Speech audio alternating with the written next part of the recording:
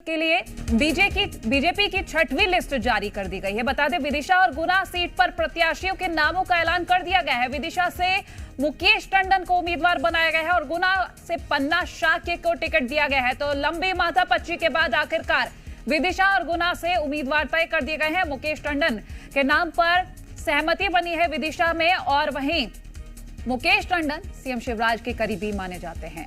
बड़ी खबर आपसे साझा कर रहे हैं। इस वक्त की छठवीं सूची है जिसमें दो प्रत्याशी गुना और विदिशा को लेकर असमंजस लगातार बना हुआ था कि आखिर 228 नाम घोषित कर दिए गए हैं। दो वो नाम कौन से होंगे विदिशा और गुना से जिन पर बीजेपी भरोसा जताएगी? तो विदिशा से मुकेश टंडन को उम्मीदवार बना दिया गया है। गुना और विदिशा, ये जो सीटें बच रही थी उन पर अब नाम फाइनल हो गया है और गुना से पन्ना शाक्य को टिकट दिया गया है। लंबी माथापच्ची के बाद आखिरकार ये नामों का ऐलान हो ही गया और मुकेश टंडन सीएम शिवराज सिंह चौहान के करीबी हैं। इस वक्त की बड़ी और महत्वपूर्ण जानकारी आपसे साझा कर रहे हैं। बीजेपी ने अब तक अपनी 5 उम्मीदवारों की लिस्ट जारी की थी जिसके तहत 228 नामों का ऐलान किया गया था, लेकिन गुना और विदिशा ये दो सीट ऐसी थी जिन पर लगातार असमंजस बना हुआ था। माथापच्ची जारी थी और लंबी माथापच्ची के बाद ये दो नाम सामने आए हैं, पन्ना शाक्य और मुकेश टंडन। मुकेश टंडन विदिशा से और गुना से पन्ना शाक्य। और ऐसे में अगर हम आपसे ये जानकारी साझा करें, क्योंकि देखिए विरोध तो हर ओर देखा जा रहा है, चाहे कांग्रेस हो चाहे बीजेपी हो, जहां प्रत्याशी बदला, उम्मीदवार बदले, वहां विरोध शुरू। विरोध विदिशा और गुना सीट पर ना हो, इसको देखते हुए लगातार ये असमंजस बना हुआ था। फिलहाल अब खत्म हो चुका है ये असमंजस। प्रमोद जी मीडिया संवाददाता हमारे साथ जुड़ गए हैं। प्रमोद, दोनों ही सीटों पर लंबे वक्त से माथापच्ची जारी थी और ये सोचा जा रहा था आखिर कौन होगा जिस पर भरोसा जताएगी पार्टी। फिलहाल दोनों नाम सामने आ गए, मुकेश टंडन और पन्ना शाक्य। जानकारी लेंगे।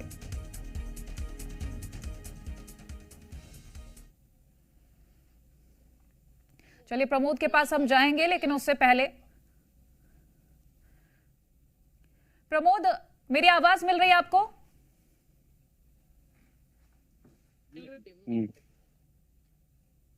प्रमोद सुन पा रहे हैं?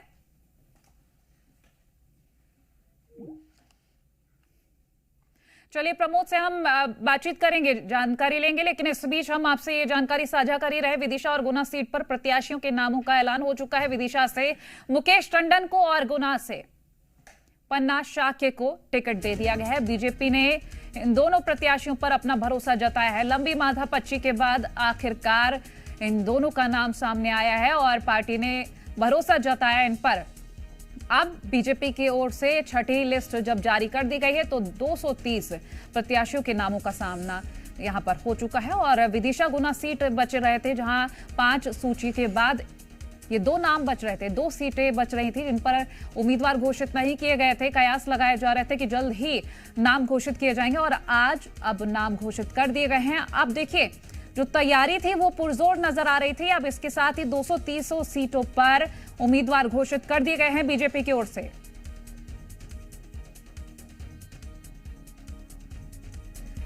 तो देखिए, ये बड़े चेहरे हैं। विदिशा से मुकेश टंडन बीजेपी के उम्मीदवार हैं, जो एक लंबे वक्त के बाद रणनीति तय करके मुकेश टंडन को विदिशा से चुनावी मैदान में उतारा गया है बीजेपी की ओर से।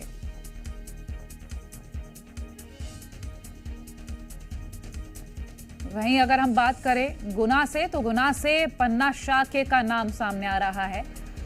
पार्टी ने एक लंबा वक्त जरूर लिया, लेकिन दोनों ही दिग्गज हैं, दोनों को ही चुनावी मैदान में उतार दिया गया है। छठवीं लिस्ट के साथ ही ये 2 नाम सामने आए हैं।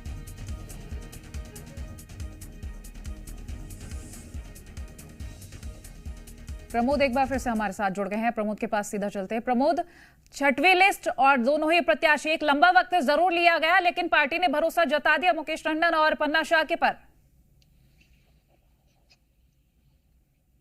बीजेपी ने छठवीं अपने उम्मीदवारों की सूची जारी कर दी है विधानसभा के, और जो 2 विधानसभा सीट पर उम्मीदवारों का ऐलान होना था वो बीजेपी ने कर दिया है। विदिशा से मुकेश टंडन उम्मीदवार होंगे। 18 में भी थे लेकिन वो हार गए थे। मुख्यमंत्री शिवराज सिंह चौहान के बेहद करीबी माने जाते हैं और करीबी होने का फायदा उन्हें अन वक्त तक मिला है, और जो नामों को लेकर सहमति नहीं बन पाई थी वो बन गई और मुकेश टंडन विदिशा विधानसभा सीट से बीजेपी के कैंडिडेट होंगे। गुना से पन्नालाल शाक्य का नाम पर हालांकि पहले ही सहमति बन गई थी। गोपीलाल जाटव जो है उनका टिकट काट दिया, पन्नालाल साक्य गुना से होंगे। तो कुल मिलाकर ये अब बीजेपी ने 230 विधानसभा सीट पर अपने कैंडिडेट का ऐलान कर दिया है। मुकेश टंडन विदिशा से उम्मीदवार होंगे। कुल मिलाकर पुरानी जो कहे नेताओं पर ही दाव लगाया गया है। विदिशा में बहुत सारे कयास चल रहे थे।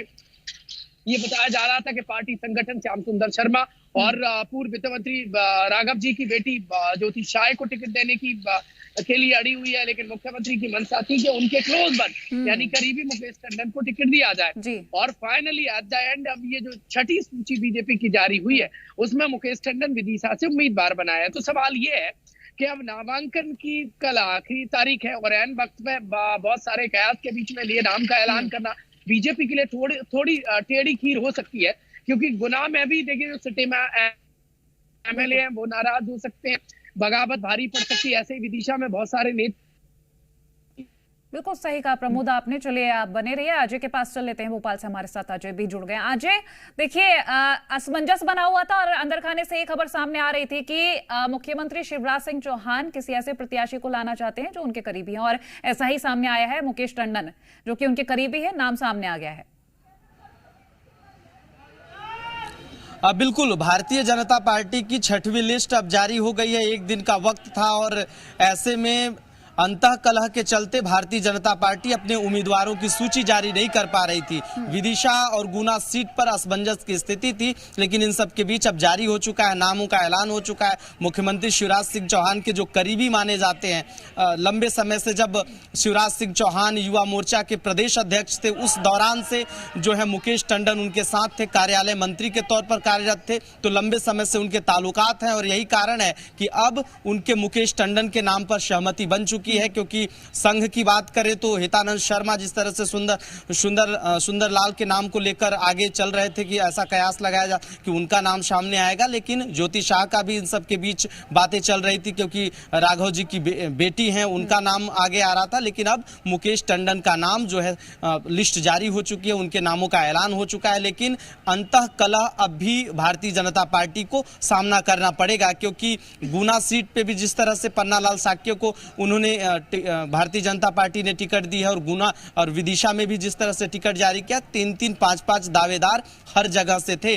विदिशा में भी ये 3 दावेदार प्रबल थे, इसके साथ साथ अन्य कई दावेदार थे। तो अब नामांकन की प्रक्रिया भी शुरू हो चुकी है, एक दिन का वक्त बचा है, नामांकन तो भर दिया जाएगा, लेकिन अंतःकलह की स्थिति भारतीय जनता पार्टी को अभी भी कार्यकर्ताओं के और नेताओं के विरोध का सामना करना पड़ेगा। क्योंकि विदिशा भले ही पहले वहां से चाहे अटल जी की बात करें, अटल जी भी वहां सांसद रह चुके हैं, शिवराज जी भी रह चुके हैं और सुषमा स्वराज भी वहां से सांसद रह चुकी हैं। भारतीय जनता पार्टी की विदिशा सीट मानी जाती थी, लेकिन 2018 के चुनाव में जिस तरह से मुकेश टंडन को हार का सामना करना पड़ा था, लेकिन अब अंतःकलह की वजह से भारतीय जनता पार्टी वहां से जीतती है या हारती है, चुनाव के परिणाम बताएंगे। लेकिन अब लिस्ट जारी होने के बाद नामांकन प्रक्रिया ये दोनों उम्मीदवार भरेंगे, लेकिन अंतःकलह का सामना अब भी भारतीय जनता पार्टी को दोनों ही सीटों पर बराबर करनी पड़ेगी। लेकिन अब चुनाव में कितने मुश्किलात पैदा करेंगे ये प्रत्याशियों के जो अन्य रूठे नाराज नेता हैं, ये तो देखने वाली बात होगी, क्योंकि परिणाम आते हैं, किस तरह के परिणाम आते हैं। लेकिन अंतःकलह का सामना भारतीय जनता पार्टी को दोनों ही सीटों पर करनी पड़ेगी। बिल्कुल अजय, और देखा जाए तो मुकेश टंडन जिस तरह से 2018 की बात की प्रमोद ने कि हारे थे, लेकिन फिर भी वो उम्मीदवार हैं। बीजेपी की रणनीति, और देखिए एक ही दिन है और तैयारी ज्यादा है, ऐसे में तैयारी ज्यादा करनी है। अगर अंतरकलह की हम बात कर ही रहे हैं तो सिर्फ यही 2 सीट नहीं, और भी जगह से अंतरकलह सामने आ ही रहा है। कैसी रणनीति रहेगी अब? देखिए, भारतीय जनता पार्टी हो चाहे कांग्रेस, दोनों ही पार्टियों में अंतःकलह, कार्यकर्ताओं का विरोध, नेताओं का विरोध देखने को मिल रहा है। चाहे वह कांग्रेस का पहला और दूसरा सूची जारी होने के बाद, दूसरी सूची जारी होने के बाद जिस तरह से अलग अलग जगह से विरोध के शुरू हुए, और मध्य प्रदेश के अलग अलग इलाकों से चाहे भारतीय जनता पार्टी की पहली सूची हो, दूसरी सूची हो या चौथी 5वीं सूची हो, सभी सूचियां जारी होने के बाद नेताओं का विरोध का सामना करना पड़ा है। पहली सूची जिस तरह से जारी हुई थी, अलग अलग सांसदों के केंद्रीय मंत्रियों के नाम सामने आए थे, उसके बाद भी विरोध के शुरू उठे थे। और विंध्य की बात करें तो केदार शुक्ला का नाम जिस तरह से काट कर रीति पाठक का नाम सामने आया था, उसके बाद भी विरोध का सामना करना पड़ा था, क्योंकि पेशाब कांड के बाद आदिवासियों की नाराजगी तमाम चीजों को लेकर जिस तरह थी, भारतीय जनता पार्टी ने उनका उम्मीदवारी पद से नाम हटा दिया, रीति पाठक को दिया। उसके बाद विरोध का सुर देखने को मिला। 5वीं सूची के बाद सिंगरौली से बात करें तो वहां से भी विधायक का जो वर्तमान विधायक थे, दो विधायक देवसर सिंगरौली, उनके भी नाम काट दिए गए। उसके बाद भी विरोध वहां भी देखने को मिल रहा है। सतना की बात करें, सतना से सांसद गणेश सिंह को जिस तरह से उतारा गया, वहां से भी विरोध के सुर उतर रहे हैं, क्योंकि लंबे समय से अलग अलग कार्यकर्ताओं की नाराजगी है, जो लंबे समय से भारतीय जनता पार्टी का झंडा ढो रहे थे, झंडा उठा रहे थे, अलग अलग सभाओं में जा रहे थे। पत्ता कट गया है तो विरोध जाहिर सी बात है। मैं लौटती हूँ अजय आपके पास। प्रमोद लगातार हमारे साथ बने हुए। प्रमोद, देखिए, अगर हम ज्यादातर जगहों पर देखें तो बीजेपी का विरोध हो ही रहा है, और जैसे कि अजय बता रहे हैं कि विदिशा और गुना में भी अंतर्कलह सामने आएगा ही, और एक लंबी माथापच्ची जब की गई है तो जाहिर सी बात है कोई रणनीति भी ऐसी तय की गई होगी कि इन 2 सीट्स पर भी बैलेंस किया जा सके। देखिए, बीजेपी कभी इस रणनीति के लिए जानी जाती नहीं रही है। मैं जब से एमपी की पॉलिटिक्स को कवर कर रहा हूं, मैं आपको बता देता हूं, यदि बीजेपी को यही दांव खेलना होता और ये पहले से तय होता तो विदिशा सीट का नाम, वो 39 वाली पहली सीट थी ना, जो कमजोर सीट, उसमें कैंडिडेट का ऐलान हो जाता, क्योंकि सबसे कमजोर सीटों में से एक विदिशा विधानसभा सीट मानी जाती रही है। 40 साल बाद 2018 में विधानसभा चुनाव बीजेपी यहाँ से हारी, और ये राजनीतिक कर्मभूमि सीएम शिवराज की और अटल बिहारी वाजपेयी सुषमा स्वराज की नहीं है। लिहाजा जब यहाँ से 18 में बीजेपी हारी तो भारी किरकिरी हुई। सीएम ने कुछ दिन आना तक विदिशा बंद कर दिया था, हालात ये हो गए थे। लेकिन अब एन वक्त तक बहुत माथापच्ची चली, बहुत सारे गुट निकल कर सामने आए। पहले लगा के दांगी बाहुल्य विधानसभा सीट है तो सूरज सिंह को टिकट दिया, जो जिला पंचायत अध्यक्ष रहे हैं। फिर हितानंद और संगठन के बेहद करीबी पूर्व जिला सहकारी के अध्यक्ष श्याम सुंदर शर्मा पर दाव लगाया जा सकता है। फिर नाम चला के व्यापार उद्योग संघ के राजेश जी की, उनको टिकट दिया जा सकता है, जो जैन वर्ग से आते हैं। और बहुत तेजी से मोहर लगने के कयास लगे राघव जी, जो पूर्व वित्त मंत्री है, उनकी बीजेपी से जो दूरियां हैं, और वो जिस तरीके से 18 में उनका बागी और नाराजगी भारी पड़ी थी, उनकी बेटी ज्योति साय को टिकट दी जा सकती है।